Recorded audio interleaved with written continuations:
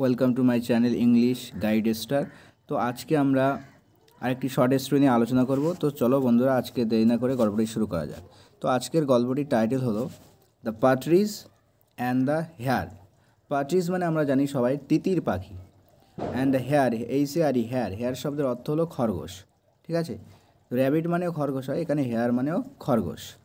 তো ওয়ান্স একদা এ পার্ট্রিজ লিভড, একটা পার্ট্রিজ অর্থাৎ তিতির পাখি বসবাস করত আন্ডার আ ট্রি, একটা গাছের নিচে। ঠিক আছে, একটা গাছের নিচে একটা তিতির পাখি বসবাস করতো ইন আ বিউটিফুল হাউস, একটা সুন্দর বাড়িতে, একটা সুন্দর ঘর ছিল। এখানে বাড়ি বলতে আর ঘরকে বোঝাবো, বাসাকে বোঝাবো।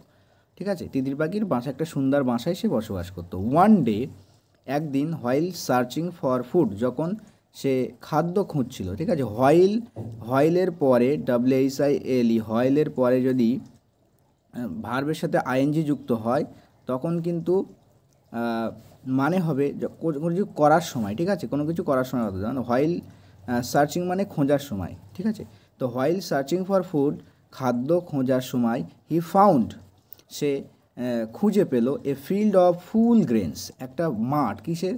একটা মাঠ খুঁজে পেল, যে মাঠে ছিল মানে পরিপূর্ণ, কিসে পরিপূর্ণ? শস্যতে পরিপূর্ণ। ঠিক আছে, বিভিন্ন ধরনের শস্যে সেখানে শস্যদারি, অর্থাৎ ফসলাদি, শস্য এখানে বলতে হয়। গ্রেন মানে ফসল, মানে শস্য জাতীয় ফসল আর কি, ওরকম সেখানে পরিপূর্ণ ছিল সেই মাঠটাতে। হি স্টেড দেয়ার, সে সেখানে থাকলো। ঠিক আছে, স্টে মানে থাকা, তো সেখানে থাকলো। Eating to his heart's content, তার হৃদয়ের যতক্ষণ না সন্তুষ্টি আছে, অর্থাৎ তার হৃদয়ের সন্তুষ্টি ভর বা তৃপ্তি ভরে বলতে পারি, তার তৃপ্তি ভরে সে সেখানে খেলো। অ্যান্ড রিটার্নড, ফিরে এলো, আফটার আ ফিউ উইকস, কয়েক সপ্তাহ পরে। ফিউ উইকস মানে কয়েক সপ্তাহ পরে, আফটার মানে পরে, ফিউ উইকস মানে কয়েক সপ্তাহ। তো হোয়াইল দ্য পার্ট্রিজ ওয়াজ অ্যাওয়ে, এখানে হোয়াইলের মানে কিন্তু যখন। ঠিক আছে, তো হোয়াইলের পরে যদি এখানে দেখতে পাচ্ছি আগে সেন্টেন্সে যে হোয়াইলের পরে যদি ভার্বের সাথে আইএনজি যুক্ত হয় তখন মানে দেয় সময়, কোনো কিছু সময়ে। তো হোয়াইল সার্চিং খোঁজার সময়, কিন্তু এখানে হোয়াইল মানে অন্য অর্থে যেখানে সেখানে অর্থে ব্যবহৃত হয়েছে। ঠিক আছে, বা যখন তখন অর্থে ব্যবহার হতে পারে। While the parties was away, যখন তিতির পাখিটি দূরে ছিল। আ হেয়ার হ্যাড অকুপাইড, তখন কী হয়েছিল? একটা হেয়ার অর্থাৎ খরগোশ, হ্যাড অকুপাই করে নিয়েছিল, অর্থাৎ কারো জায়গা দখল করে নেওয়াকে ইংরেজিতে বলা হয় অকুপাই। তো হ্যাড অকুপাইড, তার জায়গা দখল করে নিয়েছিল, হিজ হাউস, তার বাড়িটা। ঠিক আছে, তো একটা খরগোশ তার ঘরটা বা বাড়িটা দখল করে নিয়েছিল।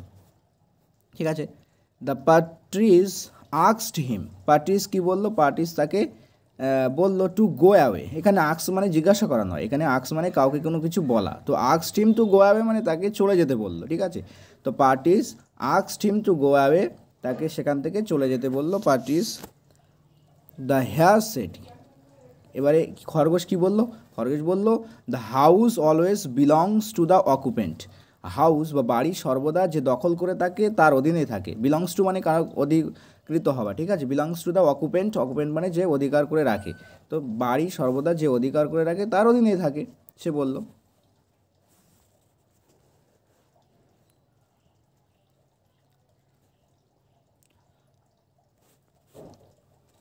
দে ফট, তারা লড়াই করলো।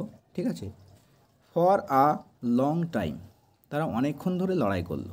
অ্যান্ড, এবং ফাইনালি ডিসাইডেড, এবং অবশেষে সিদ্ধান্ত নিল। কী সিদ্ধান্ত নিল? To go to the learned cat, যাওয়ার জন্য কার কাছে? To go to the learned cat, learned মানে বিদ্যান বা জ্ঞানী, জ্ঞানী ক্যাটের কাছে যাওয়ার তারা সিদ্ধান্ত নিল। টু সলভ দেয়ার প্রবলেম, তাদের প্রবলেম বা তাদের সমস্যাকে সমাধান করার জন্য। On listening to the partridge and the hare, তো পার্ট্রিজ বা তিতির পাখি এবং খরগোশের কথা শুনে the cat took advantage of the situation. Take advantage of the situation মানে সুযোগের সদ্ব্যবহার করা বা পরিস্থিতির সদ্ব্যবহার করা বলতে পারি, পরিস্থিতিকে মানে নিজের কাজে লাগানো। টু টেক অ্যাডভান্টেজ মানে কোনো কিছু সুযোগ নেবা, তো সিচুয়েশনটা সে সুযোগ নিল বা সুযোগের সদ্ব্যবহার করল, এটা বলতে পারি।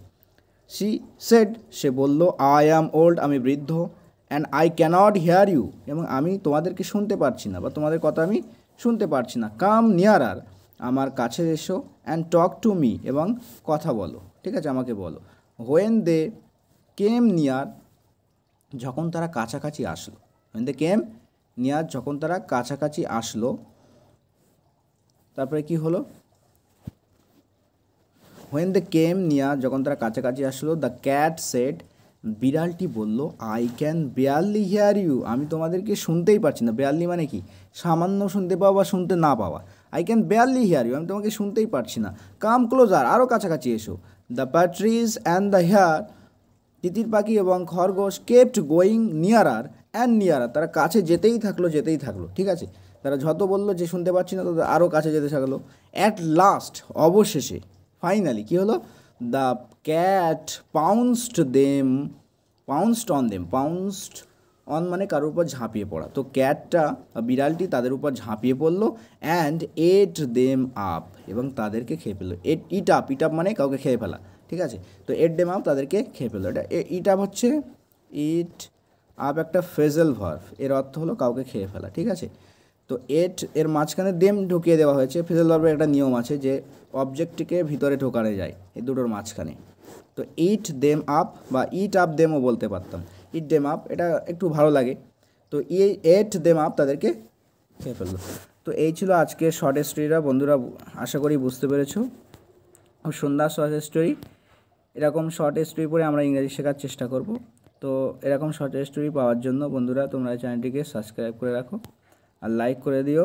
আর কেমন ধরনের আরও তোমরা স্টোরি জানতে চাও বা কিসের উপর ভিডিও চাও, সেটা কিন্তু কমেন্টে লিখে জানিও। Thanks for watching this video.